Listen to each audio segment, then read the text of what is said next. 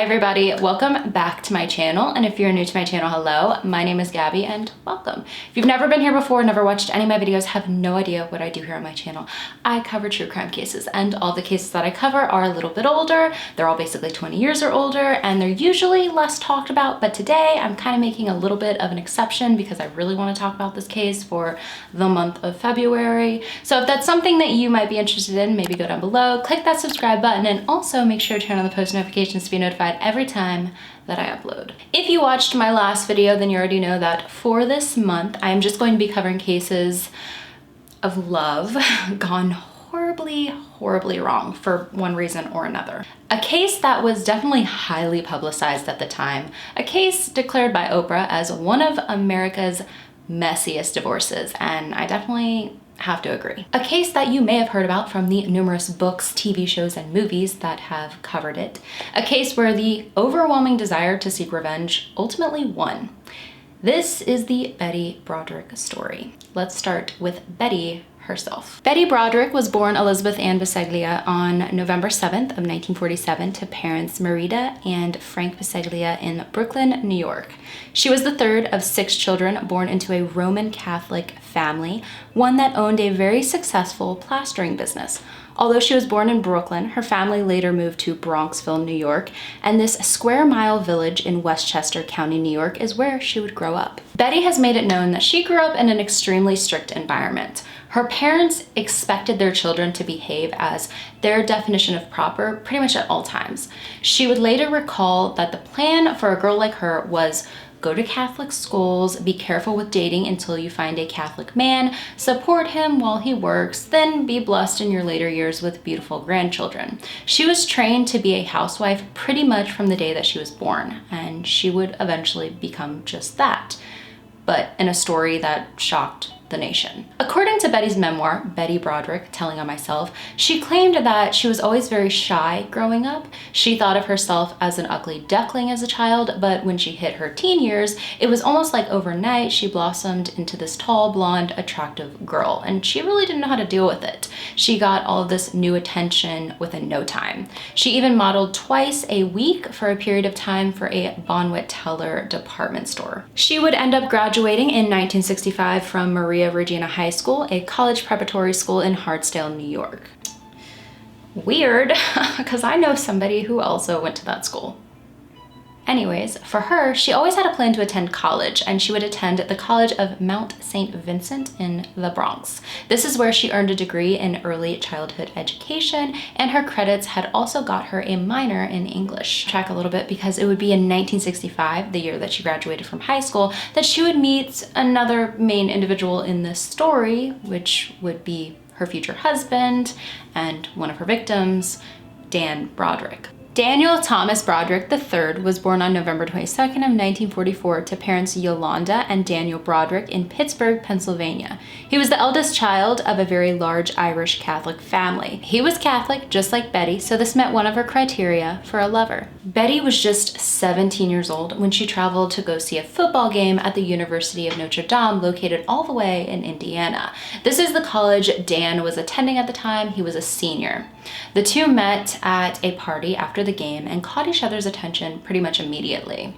Dan handed Betty a napkin with Daniel T. Broderick III, MDA, written on it. She looked at him confused and asked what MDA stood for, and he replied, medical doctor almost. He was a pre-med student. They didn't start dating immediately though, because he was still living in Indiana and going to college. They started dating a year later in the fall of 1966 after Dan moved to New York to continue his medical education at Cornell University's Manhattan campus.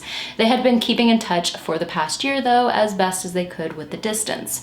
They didn't know each other very long, but they were sure of each other, with Dan even telling his friends he was going to marry Betty one day. Betty felt the same same way, later telling the San Diego Reader, "The instant I saw him, it was like a lightning bolt, that sudden and that intense." Due to Dan growing up in a Catholic family that shared overall the same values, the two of them had little worry regarding their families approving of the other person.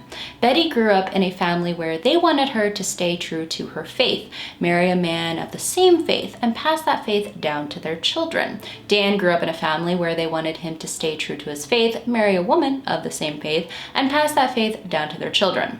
So that was their plan. Betty was correct when it came to knowing her family would just adore her new romantic partner. She was quoted saying, "After all, I was marrying a doctor. What else does any mother want? He was 99% already a doctor, and he was from a Catholic family, and he wasn't from a divorced family." The two of them fell head over heels for each other, getting engaged not long into their relationship. They would officially tie the knot, though, 2.5 years into their relationship on April 12th of 1969. They married at the Immaculate Conception Church in Tuckahoe, New York. It was a beautiful ceremony, minus Dan getting quite upset he was expected to wear a formal suit. This is when things started moving a bit fast for the lovebirds. They went on their honeymoon, and a few weeks after arriving back home, Betty discovered that she was pregnant. Yes, she eventually wanted to have Dan's children, she just wasn't expecting it to be so soon. Their first child, their daughter Kim, was born a month prematurely at the start of 1970. This was a difficult time for the Brodericks, with their main struggle in life being their finances. They had very little money. They could barely afford diapers for their newborn. At this time, because Betty did have a teaching degree, she was working as a 3rd grade teacher, and she was the one bringing in most of the income. Dan had finished his MD degree not long after Kim was born, but he felt like he wanted to study law. So he decided he wanted to attend Harvard Law School to go get a Juris Doctor degree, also known as a JD degree, which is a graduate entry professional degree in law and one of several Doctor of Law degrees. The JD is the standard degree obtained to practice law in the United States. You may be wondering how they afforded this, how he went to Harvard. That's not a cheap school. Well, his schooling was mostly paid for by student loans, and due to Harvard being in Massachusetts, the family then moved to Somerville. Because Dan was attending college full-time, all of the pressure to make sure food was on the table was on Betty. Any person in her predicament would be extremely stressed, and she was. She would go on to tell the San Diego Reader that they didn't even have a crib for Kim, that they had to put her in a drawer of a dresser. Of course, with blankets and pillows. But it was not an easy time for them. Betty would mostly make money at this time from babysitting. She would then go on to sell Tupperware and Avon products, something a large percentage of housewives did back then. Betty thought her whole life that this was what she wanted, to be a housewife. After her dreams became a reality, though, everything changed. Yes, they didn't have much money at all, but even if they had money, she didn't know if she would be truly happy. She felt isolated. She felt alone. She felt like her husband was out working hard and achieving his dreams, and she was just at home taking care of her child, taking care of other people's children, or selling products she couldn't care less about. Then times get tougher when Betty found out the news that she was pregnant again. She would give birth to their second child, her daughter named Lee, in mid-1971. Then she became pregnant for a 3rd time sometime after this and gave birth to a baby boy, but unfortunately this son of theirs passed away not long after she gave birth to him, only a few days later. So 2 children and a son that she lost so soon after delivering him, this took a toll on her mental health for sure. It was 1973, though, when the Broderick family would make their big move. Dan had graduated from Harvard Law and was quickly hired by the San Diego law firm Gray, Carey, Ames, and Fry. The family would end up moving to San Diego, California, to the community of La Jolla. This was the beginning of Dan's career, so they still weren't making a ton of money yet.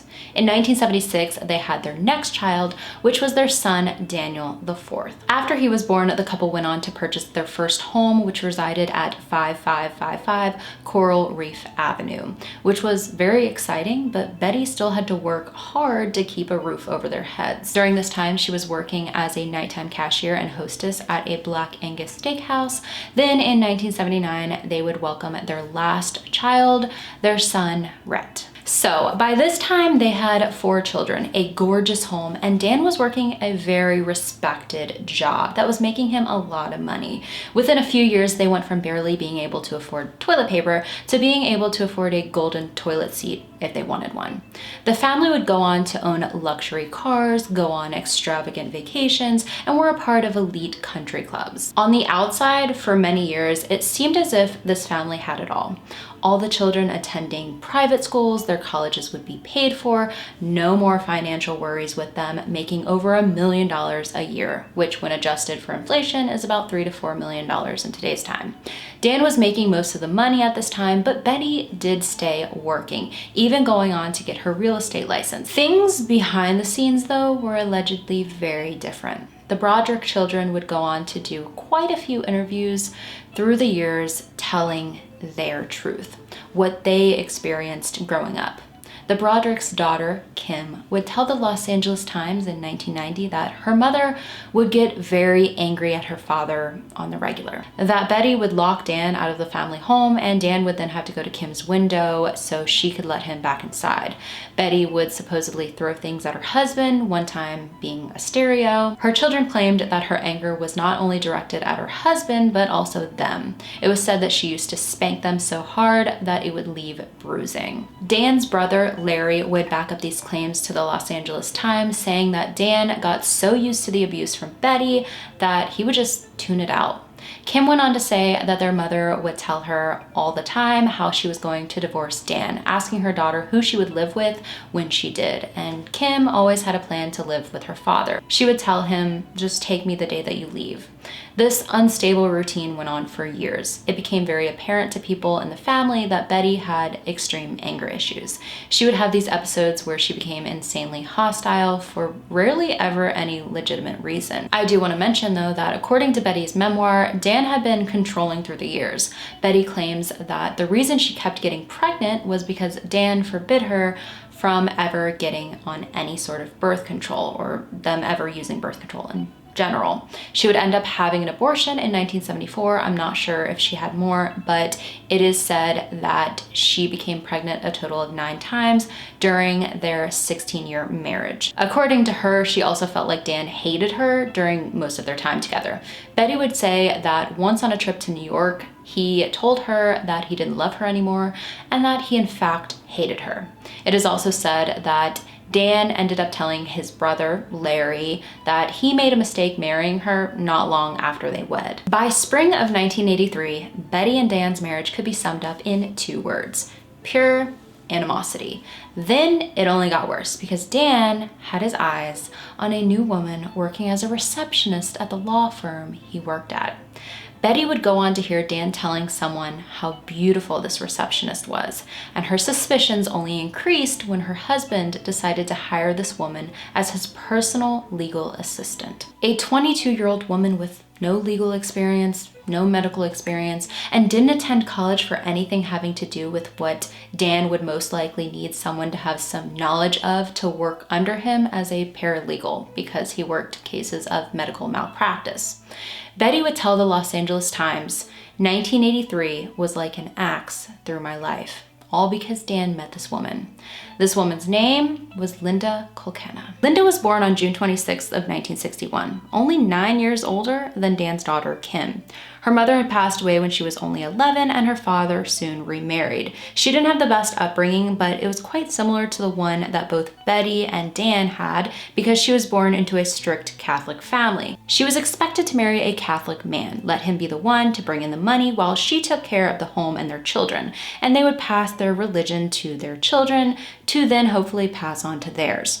Linda, though, was never expected to go to college. This was something that was never pushed on her. In 1981, Linda became a stewardess for Delta Airlines, and she was fired that next year, allegedly because she had been flying off duty and was participating in some behavior that was definitely looked down upon as a Delta employee. It was said that she was sitting on the lap of a drunken man during the flight, that she was kissing him using vulgar language that others could hear on the flight, and then may have went to the restroom on the plane with him to partake in sexual activities. Apparently, when an on-duty flight attendant confronted her about it because they recognized her, she then gave them a false name because she, of course, didn't want to lose her job. She would later admit to all of this, but claimed she and the man did not have sexual intercourse in the restroom of the plane. Then after that, she worked at the same law firm that Dan worked at, and he hired her. It is also said from a lot of the sources of mine that she couldn't type. So I'm guessing most of what she did was taking phone calls and scheduling everything primarily on paper. This case of infidelity started out like so many others. Dan started spending a little too much time away from the home. He started taking lunch breaks with Linda that lasted longer than intended. Betty had a feeling something was going on behind her back, so she confronted Dan about it, and he insisted she was just thinking too far into it and that he was not cheating on her, that she was crazy, and that he would never go after his 22-year-old secretary. A secretary that most everyone, including Betty herself, couldn't help but notice looked a lot like a younger Betty. Everything hit the fan though on Dan's 39th birthday during the fall of 1983. Betty decided to show up unannounced to his office to surprise him with a bottle of champagne. Yes, they had been fighting, but it was his birthday and she wanted to do something nice for him. When she gets there, she is informed by the receptionist that Dan isn't at the office. He has been out nearly all day with Linda. Betty was furious, but waited for them to return. They never did. In retaliation, she went home and burned his clothes in a bonfire. Dan still denied an affair. In late 1984, the family moved out of their Coral Reef home and into a rental home due to Dan discovering a crack in the foundation that needed to be repaired. Dan would move back to the Coral Reef home in February of 1985 because he claimed that he just needed to be alone. But Betty knew it was because he wanted to get away from her. From there, Betty started leaving their children on the front steps of the home. She first left Kim there, who was sitting there for hours until Dan got home because Dan had no idea she was going to be left there. Then days later, Betty left Daniel on the front steps. Then she left Rhett there the next month, and finally Lee. In June of 1985, Betty loses it. Just a little bit. She spray painted his bedroom, and in September, Dan filed for a divorce from Betty, but she was not going to go down without a fight. Spray painting was only level 1 for her. The divorce stretched out for years, and it was chaotic to say the least. Tabloids were all over it. Some of the things that Betty did to Dan to infuriate him was smearing a Boston cream pie in his bedroom, smashing glass doors of the home, throwing a wine bottle at him. She put holes in the walls and left harassing messages on the home phone's answering machine. Dan ended up getting a restraining order on her and filed criminal contempt charges, but she didn't really care. She just kept doing what she was doing. According to Betty though, the harassment was never one-sided. She has claimed that she received weight loss and anti-wrinkle ads in the mail from Linda. She knows it was from Linda, and even once received a photo in the mail of Linda and Dan that had the words "eat your heart out," BITCH, written on it. Betty has claimed that after the restraining order was filed that she felt like she needed to lawyer up, she needed to get a lawyer, but it was impossible for her to do so, apparently because Dan was such a well-known lawyer in the area with many connections that he made it difficult for her to find a good lawyer to back her up. Dan ended up selling their home on Coral Reef, which made Betty even more frustrated because he didn't consult her about it at all. After the divorce was finalized, Dan received full custody of the children, but did have to pay Betty monthly alimony of $9,000, which Betty did not want. She wanted a portion of his money. But completely losing custody of her children is kind of what put her over the edge. Betty told the San Diego Reader he literally walked out 3 months after his 40th birthday party with a red Corvette and a 21-year-old. Are we the American joke or what? If you weren't my husband, I'd think you were real funny. He's got a scarf around his neck and he wanted those Ray-Ban sunglasses from Risky Business. Dan, Linda, and the Broderick children were all living together at this time, but the fear of Betty was still there. Rightfully so, I guess, because one day Betty drove her car directly into their home. Right into the front door. even knowing that her children were inside the home and could have been injured as well. She had a knife on her when she did this, so when police came and saw what happened and saw the knife on her, they declared her mentally unstable. She was sent to the San Diego County Mental Health Hospital for a 72-hour hold. Betty felt like a scorned woman. This is greatly highlighted in her memoir and a lot of the interviews she has done through the years. She felt like she met Dan when she was young. She spent so many years with him, worked so hard to keep their family fed while he chased his dreams. She raised his 4 children, and then all of a sudden he wants to leave her for this younger woman.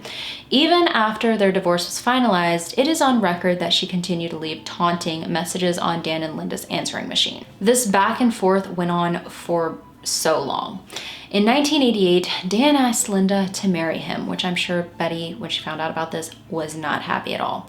Linda said yes, but she was afraid of how Betty would react. The couple married at their mansion at 1041 Cypress Avenue in the Marston Hills on April 22nd of 1989, with Linda begging Dan to wear a bulletproof vest to their wedding. He refused to do so, but did hire security guards. The ceremony went as planned. Betty did not show up or drive a car into it, but that doesn't mean she wasn't fuming elsewhere. The newlyweds would then honeymoon at the same exact place that Dan and Betty did years prior, the Caribbean, which I'm sure Betty was not too thrilled about. Betty continued the messages on the home phone's answering machine. Then on November 3rd of that same year, Dan told her she needed to stop, that he was going to file a criminal complaint against her, I guess again, but 2 days later, he would be dead. During the very early morning of November 5th of 1989, 2 days before her birthday, 41-year-old Betty Broderick drove to 1041 Cypress Avenue to present her ex-husband and his new wife with her last form of revenge. Betty had stolen her daughter Kim's house keys so she could get inside of the home. Kim had no idea that she did this. Betty walked up to the master bedroom and stood beside their bed with a .38 caliber Smith & Wesson revolver. Linda awoke to Betty standing there, and she of course screamed. The gun was purchased 8 months earlier and was a 5-chamber, and Betty emptied each one, with 3 of the bullets hitting the couple.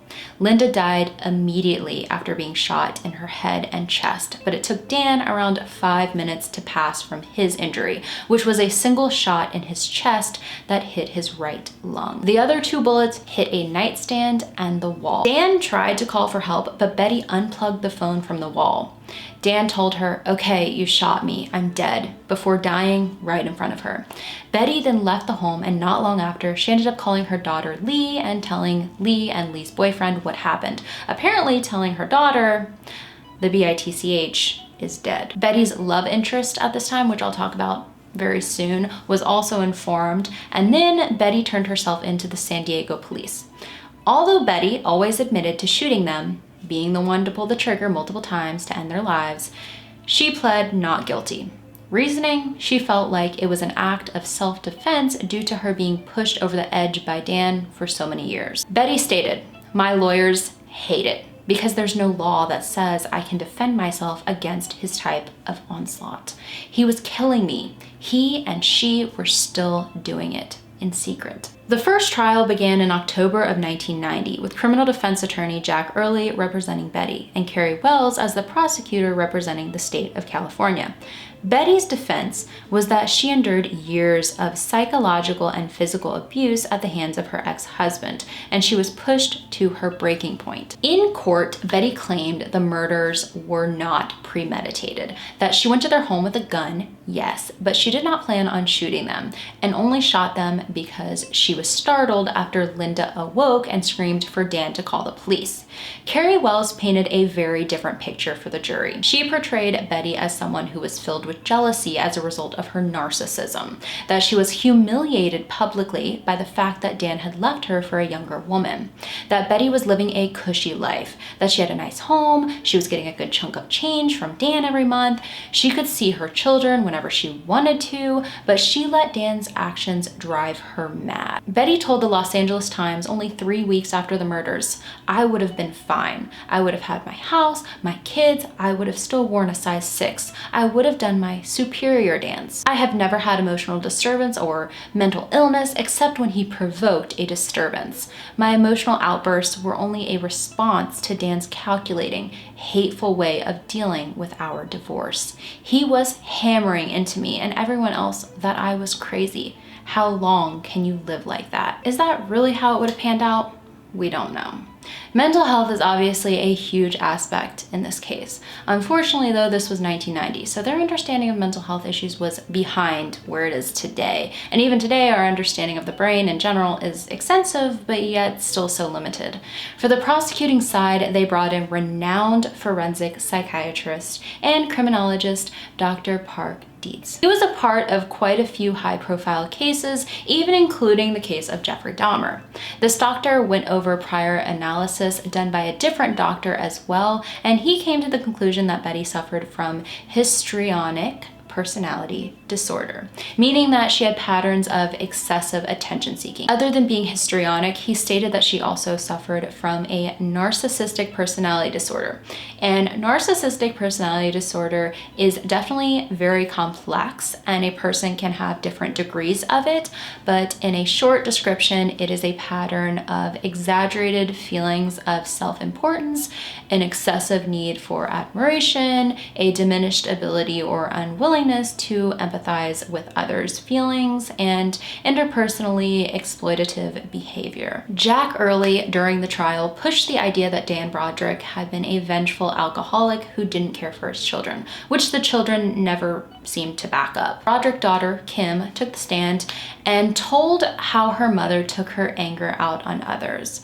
She told of the times when her mother would tell her that she hated her, that she wished she was never born, and that she made her want to throw up.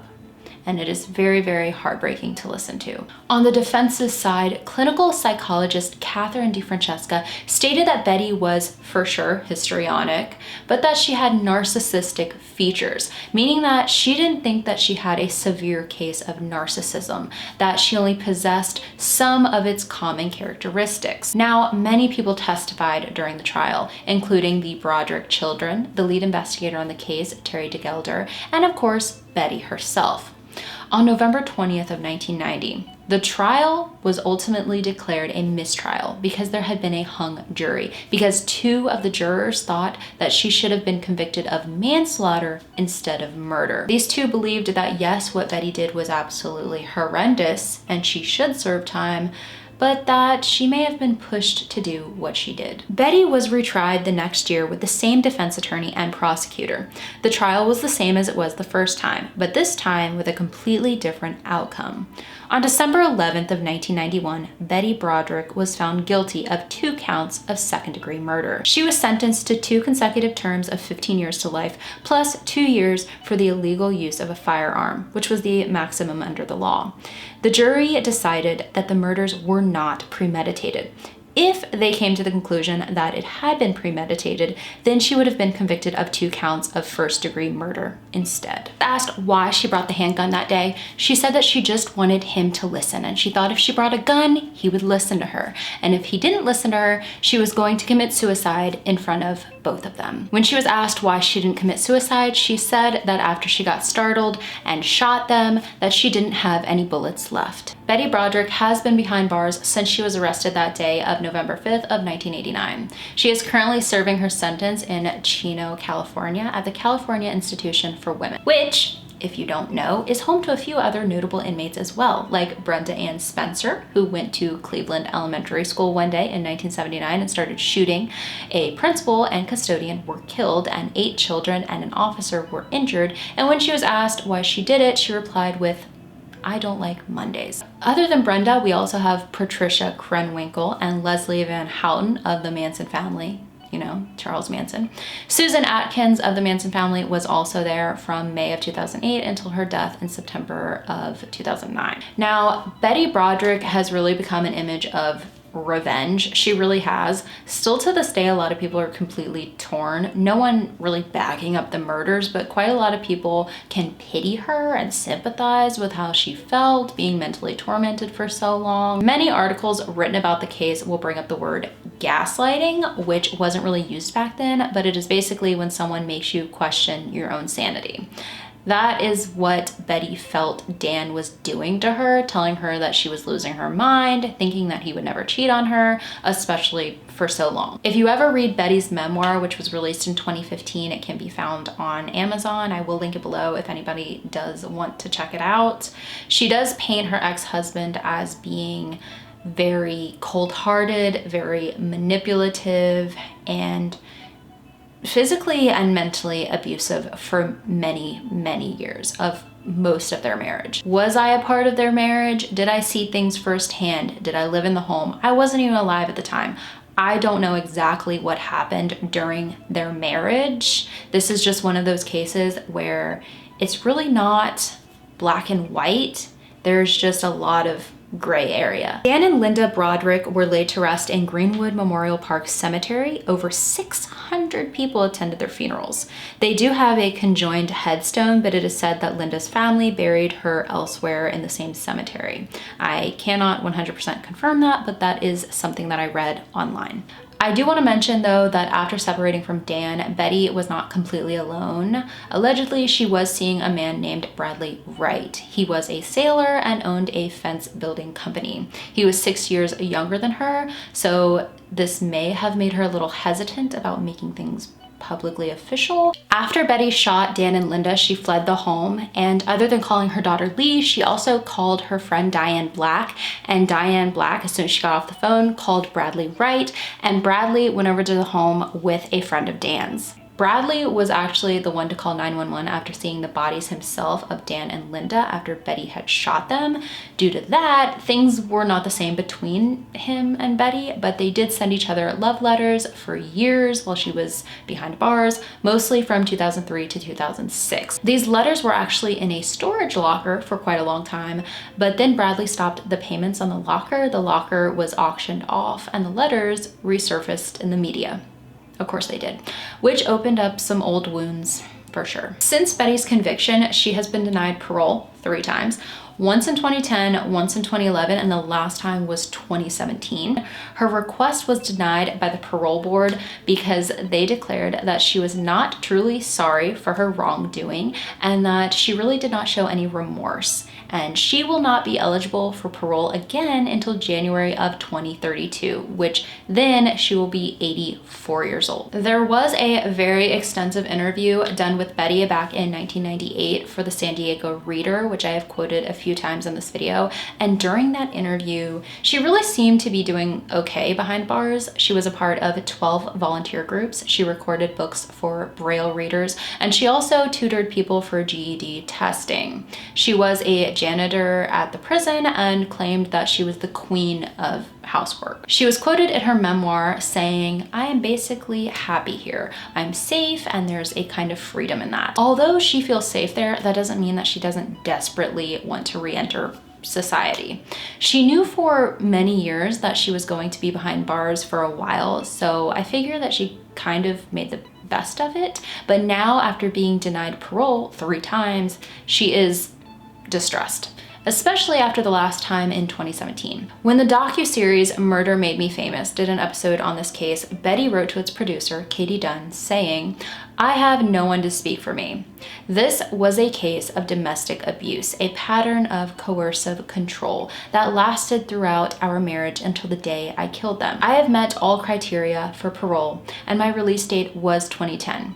Now I am only a political prisoner. They have no reason to deny my parole." San Diego Deputy District Attorney Richard Sachs disagrees with her claim, saying that the parole board ultimately made the correct decision. He says she is completely unrepentant. and in complete denial that she murdered 2 innocent people. She just doesn't see any of her own part in this at all and turns around and blames it on them. Murder Made Me Famous is far from being the only form of media revolving around this case. There were 2 made-for-TV movies released just in 1992 about this case, one receiving an Emmy nomination. There have been multiple books released about this case. There has been a 1991 Law & Order episode inspired by the case. In 2020, they released an episode of Snapped devoted to the case. There have also been many true crime podcasts that have covered it. We also have the 2nd season of Dirty John that goes into detail about not only the case itself, but the events leading up to it, with Amanda Peet portraying Betty and Christian Slater portraying Dan. Amanda Peet told E! News when asked what the wildest thing she learned about the story was while making Dirty John, the Betty Broderick story. She said mental illness was not discussed enough. She really behaved in an abusive way for a long time, and so did he. Hopefully in today's day and age, someone would have intervened. She would go on to say that she's not condoning or justifying, but it's a story worth exploring why this happened. What were the components and factors that led someone to becoming insane? In Betty's memoir, she writes, "I don't think the parole board understood me at all because it wanted me to say there was no reason for what I did, but there was a reason. There were 1,000 reasons, just no excuses." She goes on to say, "I said that I should not have killed them. Of course I should not have killed them. What I did was inexcusable. All killing is wrong, in war and in peace, in anger and in cold blood. But when you are trying to save yourself, maybe it is explicable.